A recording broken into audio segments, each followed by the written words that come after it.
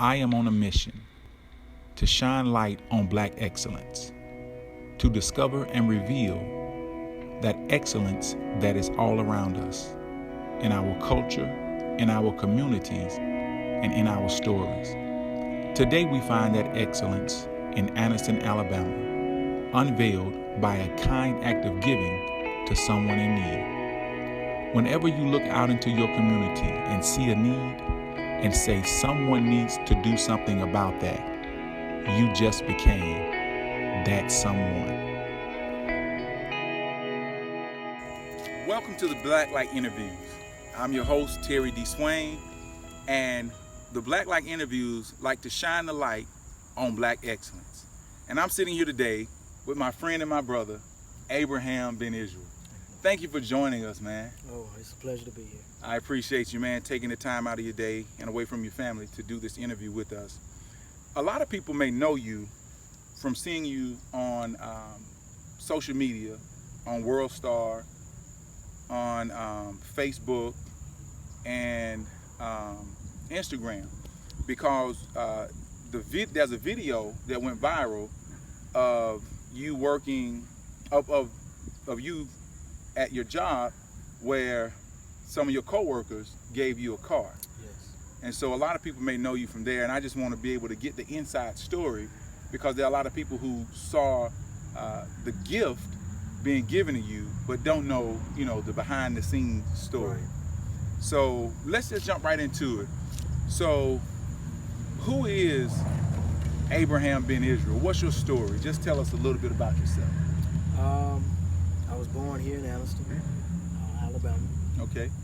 Spent half my life in Mumford, Alabama, and was raised by my grandparents. Okay. My grandparents on my mother's side and my father's side. So just to get some background, as a child, what did you want to be when you grew up? Just like many young so-called black men, I wanted to play professional sports. Okay, NBA. And mine, I wanted to go to the NBA. Okay. That was a dream. All right, so who would be your favorite player of all time? All time. Kobe Bryant. Kobe Bryant. I'm not surprised that you said Kobe. Tell me, just going a little further from childhood, what were you like in high school? Oh wow, silly. Yeah. Goofy. Yeah. It's kind of like me. I was a class clown. Yeah, pretty much. What are your hobbies now? Spending time with my family and reading. Okay. All right. On the subject of reading, what book are you reading now? The Two Babylon. Okay. Hopefully we'll be able to get into that book a little bit, talk about it a little bit in depth later. But I wanted to go ahead and throw this out there, just for viewers who are watching, who may be looking for books.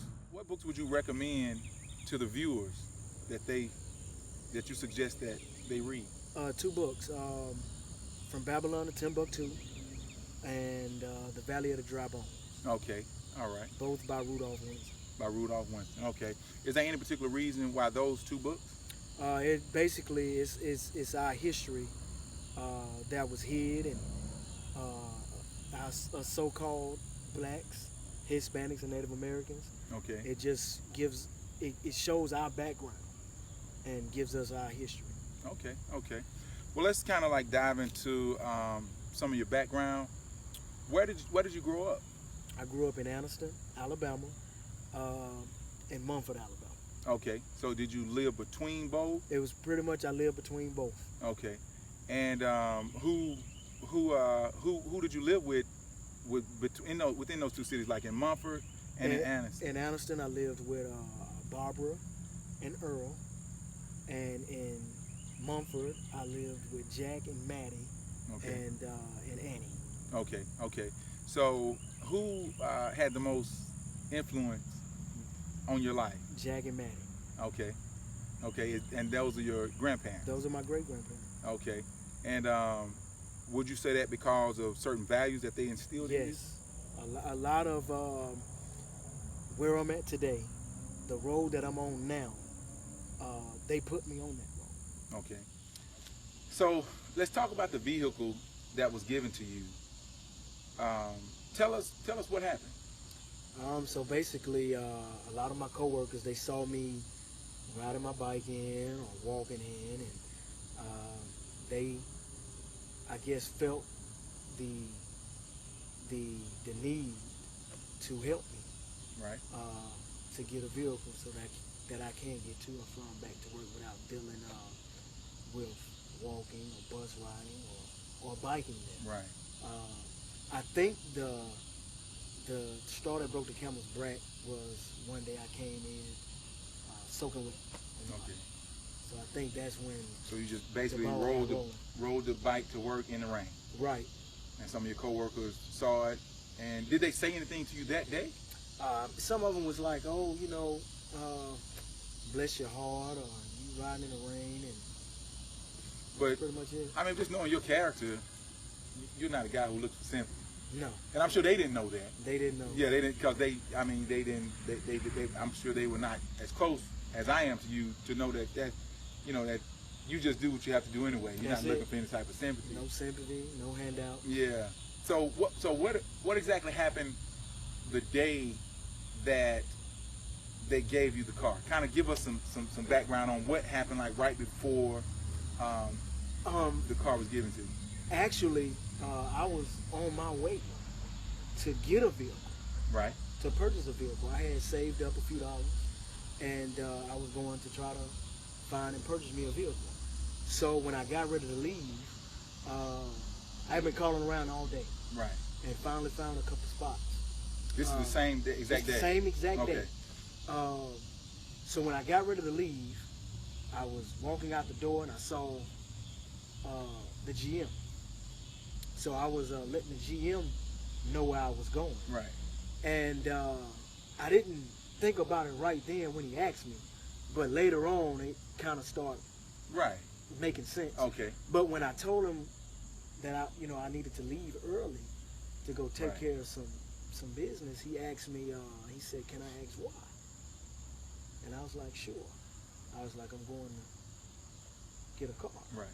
And he said, "Oh, hold on for a minute and come with me." So what happened after you walked outside of the door? Because that's what the video picks up for all of the viewers.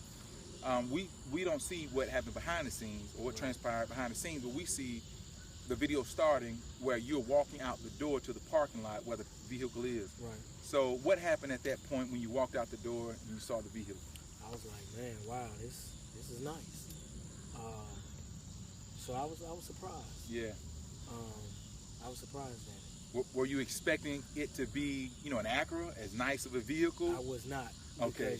Because sometimes people give away things that they don't really want. Exactly. And even though that can be a blessing to the next person too. Right. But still, it's just awesome to, receive something that's in good condition. Right. And in good shape, and it looks decent. Exactly. So, would you consider the vehicle a blessing? I do consider it a blessing, because anytime, especially those long distance walks, right?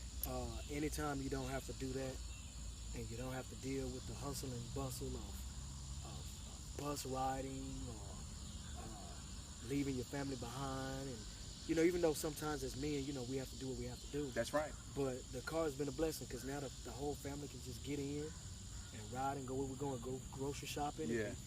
Got somewhere to put the groceries without getting on the bus or walking home and bags busting open. Right. So yes, it has been a blessing, but I do feel like I should have offered what I had in my pocket. Right, because you did have money. Yes. To purchase a car at the time that they gifted you with the yes, vehicle. and it's not a pride thing. It's just sometimes it's better to go ahead and just pay and call it at that than to just receive something, not knowing what the intentions were behind the gift. Right. So even though nice doesn't always mean good. Exactly. I agree with you. Because even some of the people who watch the videos on WorldStar, Instagram, and Facebook, they commented. And some of them said that they didn't see it as a blessing. And they cited their reasons why, because they were saying that sometimes when like an organization or a job, or just, I guess certain people give you a vehicle, that could be expectations Right. that that could be connected to it, or even like obligations that people may feel the person has towards them since they gave them a gift. Right. And some of those comments alluded to that fact, saying that they felt like it was not, it was a blessing, but some people feel like it was not altogether a blessing. Right. And they all was right. They all had made good comments. Right. And I appreciate a lot of those comments. But I do agree on both parties that said it's a full out blessing, and I agree with the other parties that said be careful. Right. Be watchful. Right.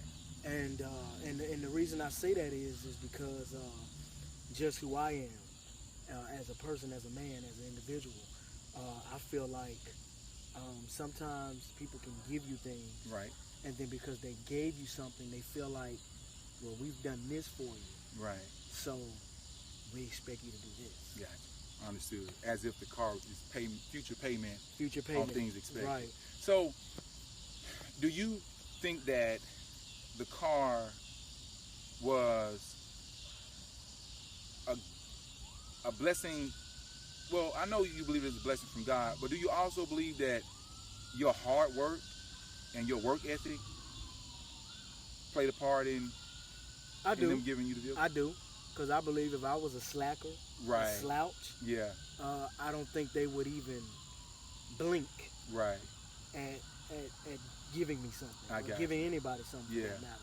But I think just, and it's more so dedication than hard work. Right. I feel like, because they seen the dedication of me getting to work. Right. Without making any excuses. I didn't make any excuses, and I was there on time. Right. And then even in the video, they were saying that you didn't complain. Like I said, you showed up on time, and I believe that attributes to a lot of things, a lot of good things happening, because people can identify. People have a tendency to want to do more for people who, they doing have for themselves. Exactly.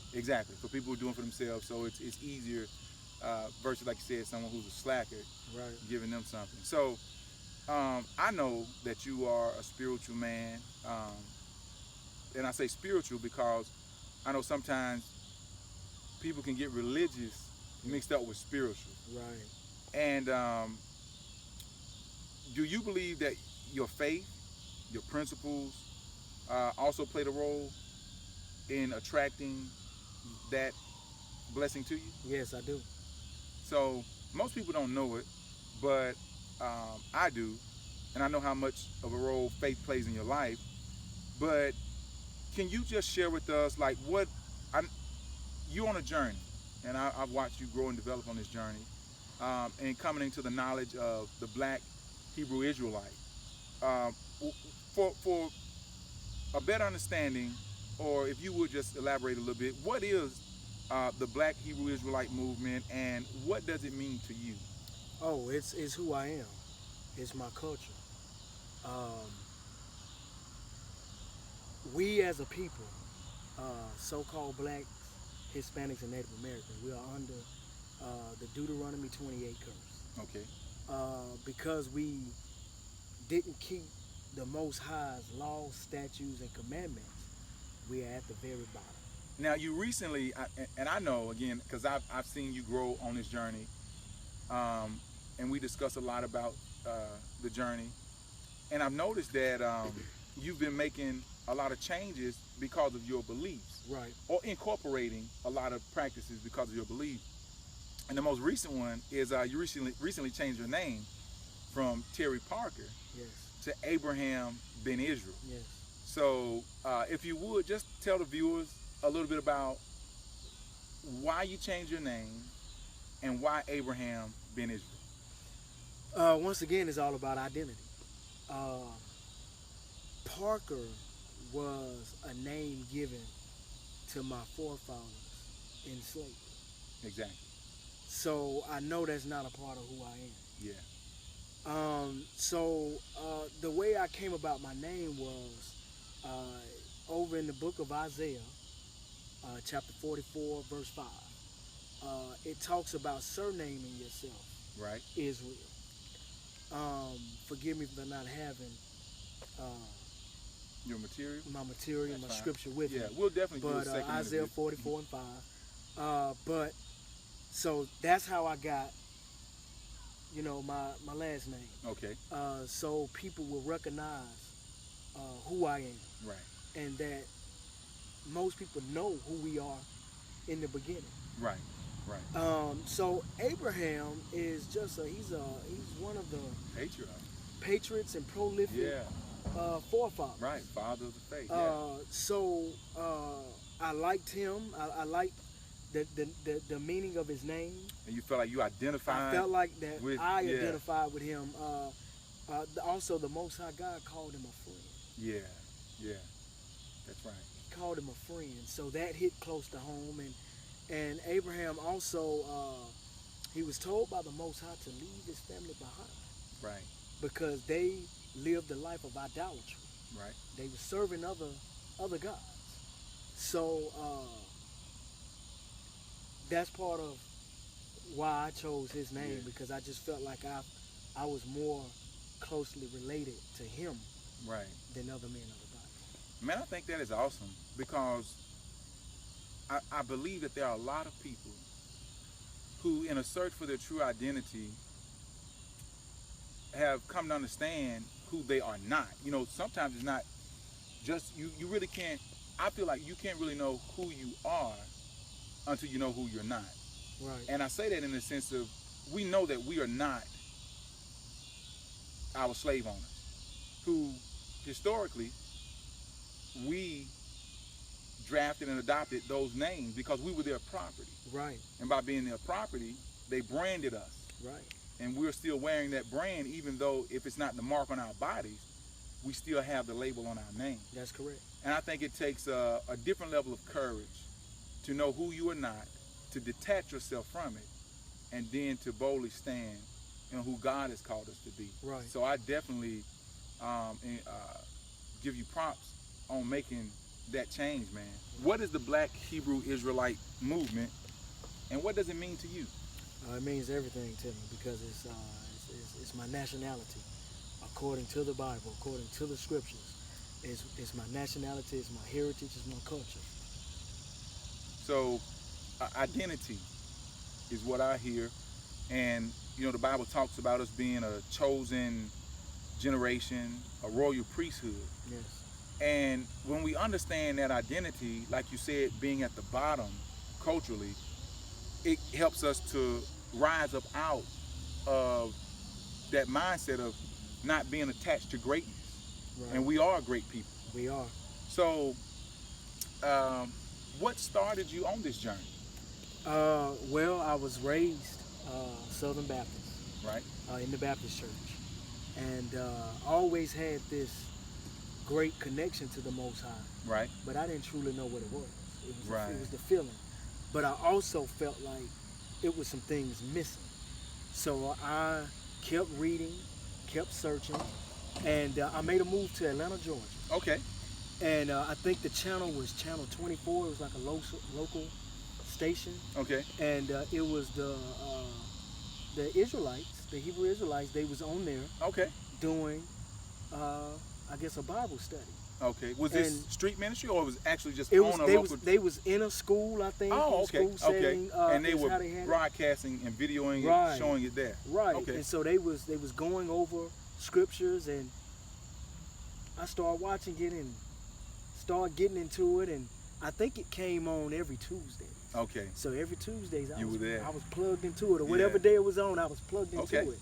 And so it kind of took off from there.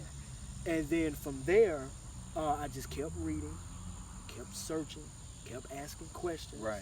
And one day I was searching YouTube, and I put in Israelites, Right.